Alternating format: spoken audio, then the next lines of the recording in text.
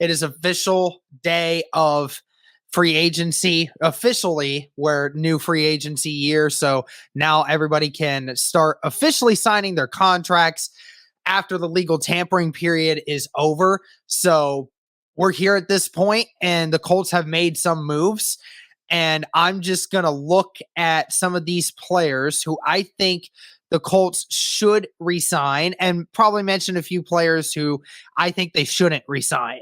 Okay, so obviously this is not the video about, who I think what other free agents outside of the organization I think the Colts should go for. I think this is more to do with who the Colts should resign within their building, right? So let's start with the first thing. Mark Lewinsky obviously got a 3-year deal worth up to almost $20 million from the New York Giants. Proud of him. Glad that he finally got the contract that he deserves. He's going to do great things with the Giants. So now, with that being said, the most pressing thing that needs to happen, I think, is signing Chris Reed. I think that is a very pressing thing. Again, they're letting Chris Reed test the market, but I think that it's important that you bring him back. You need that interior depth. Again, if the price goes up way too much, I'm not going to, stifle over it, because you do have Matt Pryor who can play guard. You do have Danny Pinter who can play guard. And you do have other free agents, because there's a ton of free agent offensive linemen out there right now.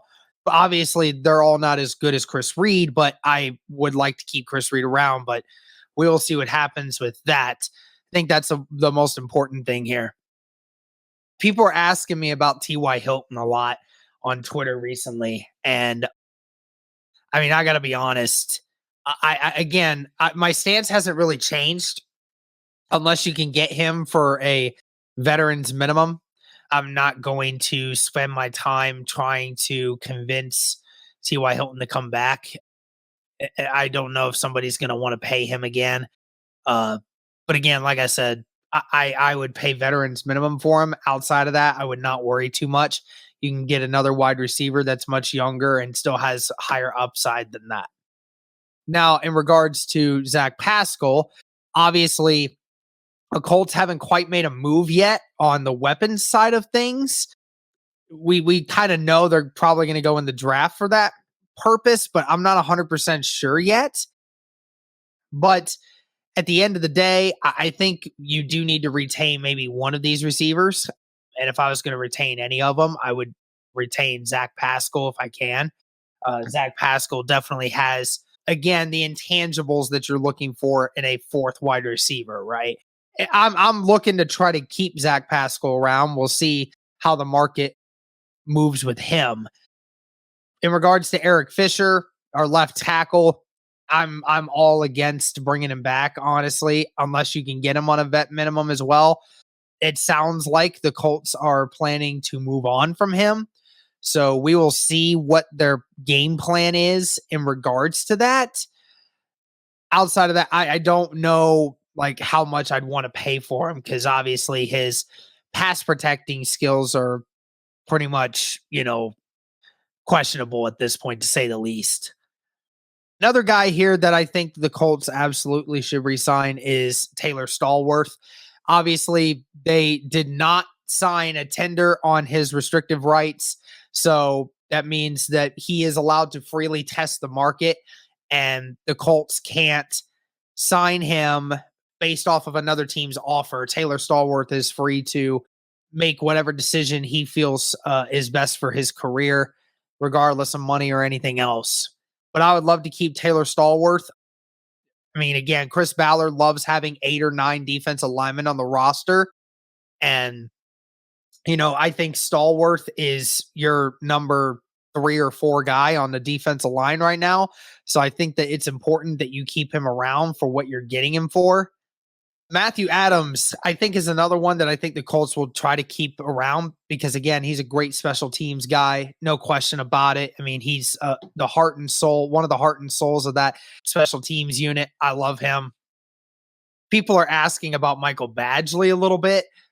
I would say no to bringing back Badgley, because if you were going to either go with Hot Rod or if you were going to go with anybody else, I'm not trying to pay Badgley around $1 million for any reason. I just don't think that's important to do so. Andrew Sendejo, I'm out on that. He's going to be 35. Julian Davenport, like Cody said, I wouldn't touch him with a 30-foot pole. Kamoko Toure is another one that I would really like the Colts to bring back. After the Yannick Ngakoue trade, now the Colts have 6 guys on there. They could use another defensive tackle and then a defensive end. And I think Kamoko Toure has shown, even in limited snaps, that he can be effective. I think it's important that we try to bring him back and get him involved a little bit more. I really think that's important.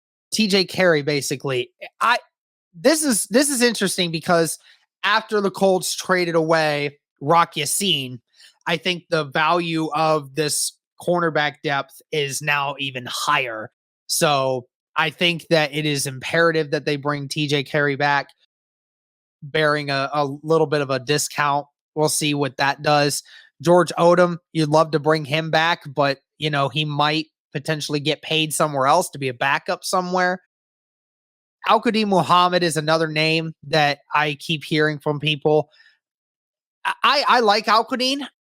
My problem is with him and Toure is that, I like Toure more because I think Toure's upside is higher. And Al-Qadim, I like Al-Qadim, but I don't want to pay him another $4 million to be our fourth, or actually our 5th defensive end. I don't want to do that. Same thing with Isaac Rochelle. I would prefer to keep Kamoko Toure if I can help it. And then Sam Tevy, same thing. Don't want to deal with him. The last one that I'll mention here, and sorry if I skipped over a few, but I think this is pretty much it for the list, and that is Xavier Rhodes. I think, again, with the recent move of Rock Ya-Sin, who knows if the Colts are going to want to retain Xavier Rhodes or if they want to go a different direction. I'm not 100% sure right now. But, I mean, for me personally, I would rather just go with a different corner, someone that knows Gus Bradley's system a little more. There's talks of Casey Hayward. We'll see where that goes. But at the end of the day, the Colts, they have to retain a few of these guys. So that's going to cut in probably to another 15 million of that cap that the Colts have right now. So, that would leave 10 to 15 million. So, you got to think about, making sure that we can still sign maybe somebody else, right? Because, you still got to get a quarterback regardless of whether or not you're going to go in the draft or in free agency. You still got to get a wide receiver. You still have to potentially get a tight end because you're low on that spot too. You only have 2 on the active roster at the moment. Obviously, you need the depth on the offensive line. We got the pass rush, so we don't really have to worry too much about that other than re-signing some of our guys outside of what Tyquan Lewis just had happen. And then corners. Corners going to be a number 1 need. Nobody on this roster as it is going to be our number 1 guy. So we need to improve in that position. So, maybe the cornerback depth is something that doesn't really bother them much at the moment because that seems like a more pressing need than what it was just a few days ago when we were talking about it, now that Rock is gone. So I think that's going to do it for this video, guys. Let me know what you think about the remaining free agents for the Indianapolis Colts. Let me know who is somebody that you want the Colts to re-sign. Who are some of these guys that you don't want us to re-sign? And do you agree or disagree with my points on some of them? But be sure to let me know, guys. Thank you all so much for the continued support. And as always, go Colts.